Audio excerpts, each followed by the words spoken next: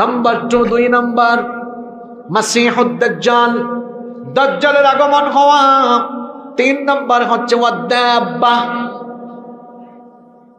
জমিন থেকে একটা অদ্ভুত প্রাণী বের হওয়া। 4 নাম্বার হচ্ছে তুলু আশ-শামসি মিন মাগরিবিহা, পশ্চিম দিক থেকে সূর্য উদয়। নাম্বার 5 নাম্বার হচ্ছে নুজুল ঈসা ইবনে মারইয়াম, ঈসা ইবনে মারইয়ামের দুনিয়াতে অবতরণ করা। নাম্বার 6 ও ইয়াজুজ ওয়া মাজুজ, ইয়াজুজ এবং মাজুজ দুনিয়াতে এসে বিশৃঙ্খলা সৃষ্টি করা। নাম্বার 7 নাম্বার হচ্ছে খাসফুন বিল মাশরিক, পৃথিবীর পূর্ব দিকে একটা ভূমিধস হওয়া। নাম্বার 8 নাম্বার হচ্ছে ওয়া খাসফুন বিল মাগরিব, পৃথিবীর পশ্চিম দিকে আরেকটা ভূমিধস হওয়া। নাম্বার 9 নাম্বার হচ্ছে ওয়া খাসফুন বি জাজিরাতুল আরব, জাজিরাতুল আরবের মধ্যে আরেকটা ভূমিধস হওয়া। 10 নাম্বার হচ্ছে তাখরুজুল নারুন তাখরুজু মিনাল ইয়ামিন তাতরুদুন নাসা ইলা মাহশারিহিম, সিরিয়ার ইয়ামেন থেকে, ইয়ামেনের একটা শহর থেকে আগুন বের হবে। ওই আগুন দুনিয়ার মানুষকে তাড়িয়ে নিয়ে হাসরের মাঠে একত্রিত করবে। তাহলে কিয়ামতের আগে মোট ঘটনা ঘটবে কয়টা? 10টা। জোরে বলেন কয়টা? 10টা। কিয়ামতের আলামতগুলো, লক্ষণগুলো হলো 2 প্রকার। কিছু আলামতকে বলা হয় আলামাতুস সুগরা, আর কিছু আলামতকে বলা হয় আলামাতুল কুবরা। আরবি বললাম, অর্থাৎ কিছু আলামত ছোট, কিছু আলামত বড়। কিয়ামতের ছোট ছোট আলামত প্রায় 131টা আছে।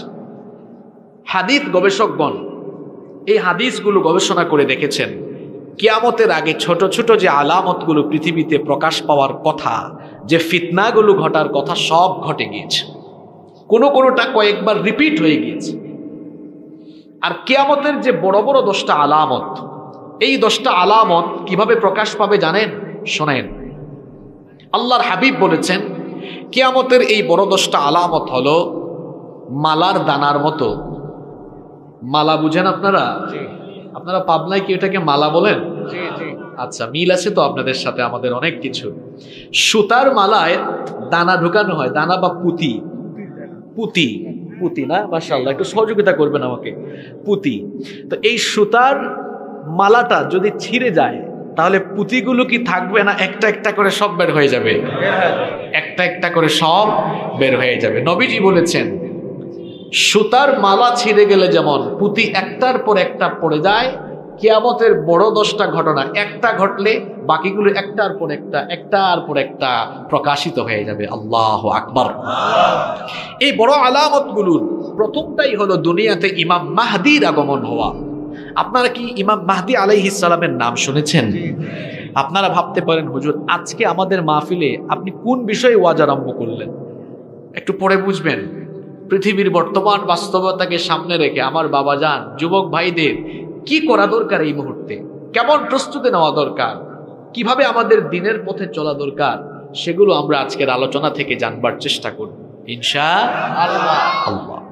ইমাম মাহদি আলাইহিস সালাম পৃথিবীতে আসবেন, আপনাদের কি মনে কারো ডাউট আছে নাকি? কোনো সন্দেহ আছে? মাহদি হচ্ছেন কিয়ামতের আগে সকল কাফির, মুশরিক, বেঈমান, মুনাফিক, স্বৈরাচার এবং জালিমের জমদূত হয়ে দুনিয়ায় আগমন করে সকল জালিম শক্তিকে পৃথিবীর মাটির নিচে গেড়ে দিয়ে ইসলামের পতাকা তিনি উড়িয়ে দিবেন। নাম হচ্ছে ইমামুল, জোরে ইমামুল। পৃথিবীতে এই পর্যন্ত অনেকেই নিজেকে ইমাম মাহদি বলে দাবি করে ফেলেছে। এখন প্রশ্ন হচ্ছে, আসল মাহদি চিনব কিভাবে? আসল মাহদির পরিচয় কি? তার বৈশিষ্ট্য কেমন হবে? আপনারা কি জানতে চান? বড় হুজুর এগুলো বলে গিয়েছেন আগে, আমি তো ছোট হুজুর। বড় হুজুর হলেন মুহাম্মাদুর রাসূলুল্লাহ সাল্লাল্লাহু আলাইহি ওয়াসাল্লাম। যুবক ভাইয়েরা, আজকে যুবকরাই হচ্ছে আমার সম্বোধনের মূল জায়গা।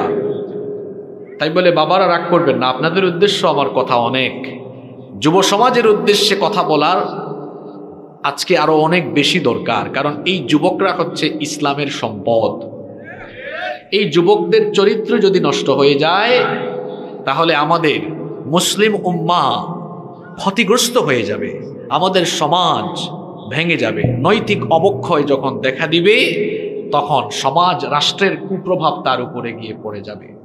এজন্য যুবক ভাইদেরকে সচেতনভাবে শোনার জন্য আমি অনুরোধ করছি। আমরা সবাই মনোযোগী থাকতে পারবো তো? ইমাম মাহদী আলাইহিস সালামকে আমরা 10টি বৈশিষ্ট্যের মাধ্যমে চিনতে পারবো। আসল মাহদী হবেন যিনি, 10টি বৈশিষ্ট্যের অধিকারী হবেন তিনি। পাবনার মানুষ জুড়ে বলেন ইমাম মাহদী, তাকে আমরা চিনতে পারবো কয়টি বৈশিষ্ট্যের মাধ্যমে? আস্তে বলবেন না, জুড়ে বলেন কয়টি? নাম্বার 1, মুস্তাদরাক হাকিমের ভেতরে হাদিস বর্ণিত হয়েছে। আবু সাঈদ আল খুদরি রাদিয়াল্লাহু আন, হাদিসের বর্ণনাকারী সাহাবী, তিনি বলেছেন, নবীজি বলেছেন, ইয়াখরুজু ফি আখিরি উম্মতি আল মাহদি। কোন যুগে মাহদি আসবেন শোনো, আল্লাহর নবী বলেছেন আমার উম্মতের আখিরি জামানায়, কিয়ামতের আগে আখিরি জামানায় ইমাম মাহদির আগমন ঘটবে। তাহলে ইমাম মাহদি আসবেন কিয়ামতের আগে, আখিরি জামানায়, শেষ জামানায়। বলেন তো আমরা কি এখন শেষ জামানায় আছি নাকি প্রথম জামানায় আছি? শেষ জামানায় ইমাম মাহদি আসবেন। নাম্বার 2, 2 নাম্বার হচ্ছে ইমাম মাহদি কোন বংশের, কোন বংশ থেকে আসবেন শুনেন। আমাদের বাংলাদেশের কারো বংশ থেকে আসবেন নাকি? কোন বংশ থেকে তিনি আসবেন শুনেন। ইমাম আহমদ বিন হাম্বল তার মুসনাদের ভেতরে এবং আবু দাউদ শরীফে ওই হাদিস বর্ণিত হয়েছে। আল্লাহর হাবিব বলেছেন, আল মাহদিয়্যু ইতরাতি মিন ওয়ালাদি ফাতিমা। আল্লাহর নবী বলেছেন আমার কলিজার টুকরা মেয়ে ফাতেমা, তার গর্ভ থেকে আমার কলিজার টুকরা মেয়ে ফাতেমা রাদিয়াল্লাহু আনহার সন্তানদের বংশধারা থেকে ইমাম মাহদির আগমন ঘটবে। তাহলে ইমাম মাহদি হবেন নবীজির বংশের। সবাই জুড়ে বলেন কোন বংশের?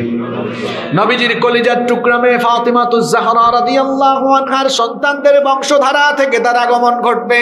নাম্বার 3 নম্বর হলো ইমাম মাহদির নাম কি হবে, বাবার নাম কি হবে শোনেন। আল্লাহর হাবিব বলেছেন, লা ইয়াযহাবুদ দুনিয়া হাত্তা ইয়াবআসাল্লাহু রাজুলাম মিন আহলি বাইতি। আল্লাহর নবী বলেছেন ততদিন পর্যন্ত দুনিয়া ধ্বংস হবে না, ততদিন পর্যন্ত দুনিয়ার ক্ষয় হবে না, লয় হবে না, যতদিন না আমার বংশ থেকে একজন এসে তামাম দুনিয়ার বুকে খিলাফত প্রতিষ্ঠা না করেন। তার পরিচয় কি হবে, নাম এবং বাবার নাম কি হবে? আল্লাহর হাবিব বলেছেন, ইউআতি ইসমুহু ইসমি ওয়াসমা আবি ইসমা আবি। তার নাম হবে আমার নামে, তার বাবার নাম হবে আমার বাবার নামে। আমার নাম হচ্ছে মুহাম্মদ, আমার নাম হচ্ছে আহমদ। মাহদি হয়ে যিনি আসবেন তার নাম হবে মুহাম্মদ, তার নাম হবে আহমদ। সবাই বলেন তো দেখি নবীজির বাবার নাম কি? আস্তে বলবেন না, জোরে বলেন নবীজির বাবার নাম কি? আল্লাহর নবী বলেছেন ওয়াসমা আবি হিসমা আবি। মাহদি হবেন তিনি, আমার বাবার নামও আব্দুল্লাহ, তার বাবার নামও হবে আব্দুল্লাহ।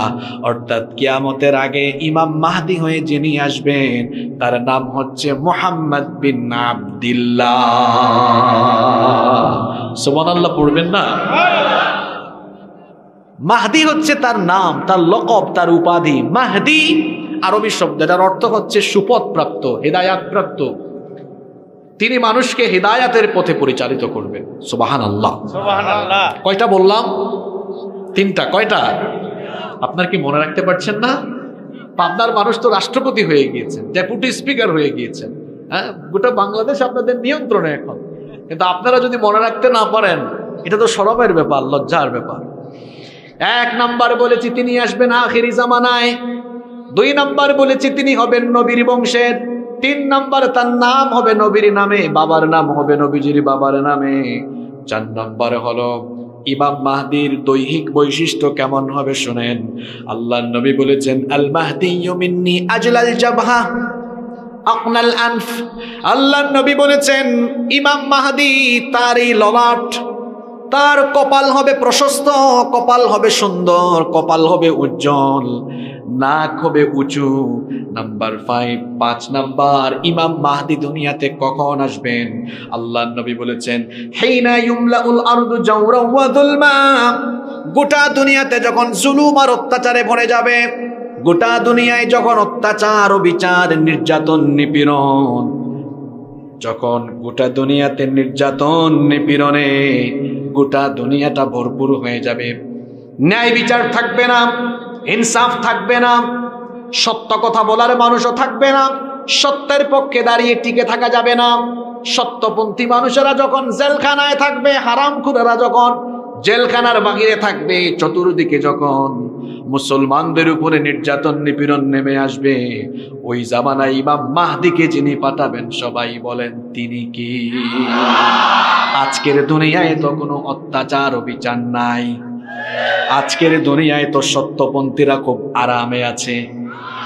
আজকের দুনিয়ার অবস্থা হলো চোর ডাকাত সন্ত্রাস চাঁদাবাজ বুক ফুলিয়ে জেলখানার বাহিরে হাঁটে, আর কোরআনের দায়রা জেলখানার মধ্যে জীবন যাপন করে। তার মানে বোঝা গেল, হাইনা ইউমলাউল আরদু যুলমান ওয়া জাওরা। গোটা দুনিয়াতে যখন জুলুম চলবে, মুসলিমদের পক্ষ হয়ে জালিমদেরকে খতম করার জন্য যাকে আল্লাহ পাঠাবেন তার নাম ইমাম। আজকের প্যালেস্টাইনের দিকে তাকান, অসভ্য জারজ রাষ্ট্রের ইসরায়েলের বর্বর ইহুদিরা আমার ফিলিস্তিনি ভাই বোনদেরকে প্রতিদিন শহীদ করে দিচ্ছে, নারী এবং শিশুরা শহীদ হচ্ছে। আরে হাসপাতালের মধ্যেও আমাদের ভাই বোনরা ইহুদিদের বর্বরতা থেকে রক্ষা পাচ্ছে না। কঠিন অবস্থা। আজকে খবর দেখলাম, ইসরায়েলের প্রতিরক্ষা মন্ত্রণালয় বলছে যে হামাসের সুড়ঙ্গগুলোতে আমরা বিষাক্ত রাসায়নিক প্রয়োগ করে এদেরকে নিঃশেষ করে দেব। আর নবীজি বলেছেন, কিয়ামতের আগে, কিয়ামতের আগ পর্যন্ত আমার উম্মতের সবচেয়ে খাঁটি ঈমানদার যে অঞ্চল, যে মাটির উপরে থাকবে, যে ভূমির উপর থাকবে, সেটা হচ্ছে ফিশাম, শাম অঞ্চলে। বর্তমান ফিলিস্তিন, সিরিয়া, লেবানন, জর্ডান, কয়টা দেশের নাম বলেছি? যুবকরা মনোযোগী। ফিলিস্তিন, সিরিয়া, লেবানন, জর্ডান, এই 4টি অঞ্চল নবীজির সময়ে ছিল শাম। নবীজির সময়ে কি ছিল? এই 4 অঞ্চলের সম্পর্কে আল্লাহর হাবিব স্পেশাল দোয়া করেছেন। আল্লাহর নবী বলেছেন, আল্লাহুম্মা বারিক লানা ফি শামিনা ওয়া ফি ইয়ামানিনা। হে আল্লাহ, আপনি আমাদের শাম এবং ইয়ামেনে বরকত দাও। উপস্থিত সাহাবীরা বললেন, ওয়া ফি নাজদিনা ইয়া রাসূলুল্লাহ। সবাই পড়েন সাল্লাল্লাহু আলাইহি ওয়াসাল্লাম। ওগো আল্লাহর রাসূল, আপনি আমাদের নজদের জন্য দোয়া করেন। নবীজি আবারো বললেন, আল্লাহুম্মা বারিক লানা ফি শামিনা ওয়া ফি ইয়ামানিনা। হে আল্লাহ, আপনি আমাদের শাম এবং ইয়ামেনে বরকত দেন। সাহাবীরা বললেন, ওয়া ফি নাজদিনা, আমাদের নজদের জন্য আপনি দোয়া করেন। নবীজি আবারও বললেন, আল্লাহুম্মা বারিক লানা ফি শামিনা ওয়া ফি ইয়ামানিনা। হে আল্লাহ, আপনি আমাদের শাম এবং ইয়ামেনের মধ্যে বরকত দেন। নবীজি বরকতের দোয়া করলেন কয়বার? জোরে বলেন কয়বার? সাহাবারা বললেন, ওগো আল্লাহর হাবিব, কেন আপনি আমাদের নজদের জন্য দোয়া করছেন না? নবীজি বললেন, হুনাকা জালাজিল ওয়াল ফিতানু ফি আখিরিজ জামান। হুনাকা জালাজিল ওয়াল ফিতানু ওয়া ফিহি কারনুশ শাইতান। আল্লাহর হাবিব বললেন, শোনো, নজদের জন্য এজন্য দোয়া করলাম না, শেষ জামানায় কিয়ামতের আগে এই নজদের মধ্যে ভয়াবহ ভূমিকম্প হবে, ফিতনা ছড়াবে, অশ্লীলতা, অসভ্যতা, শয়তানি কাজ ছড়াবে। আপনারা বলবেন, হুজুর নজদ আবার কোন অঞ্চল? মুহাদ্দিসগণ নজদ দ্বারা 2টা অঞ্চলকে উদ্দেশ্য করেছেন। হয় এটা দ্বারা ইরাকের নজদ উদ্দেশ্য, আবার আরবিতে সৌদি আরবের হিজাজের উঁচু ভূমিকেও নজদ বলা হয়। 1500 বছর আগে নবীজি কি কথা বলে গেলেন? বললেন, আখেরি জামানায় এই সব অঞ্চলে অশ্লীলতা, বেহায়াপনা, নোংরামি ছড়াবে। আজকের সৌদি আরবে তাকায় দেখেন, হালাল নাইট ক্লাব চালু হয়ে গিয়েছে, সিনেমা হল চালু হয়ে গিয়েছে, অশ্লীলতা, বেহায়াপনা চালু হয়ে গিয়েছে। তার মানে কিয়ামত নিকটবর্তী হয়ে গিয়েছে। বরকতের দোয়া করেছেন আল্লাহর নবী শামের ব্যাপারে। কেন? ফিলিস্তিনের এই মুজাহিদদের জন্য আল্লাহর নবী কেন দোয়া করেছেন শুনেন। আল্লাহর নবী বলেছেন লা তাজালু তাইফাতুম মিন উম্মতি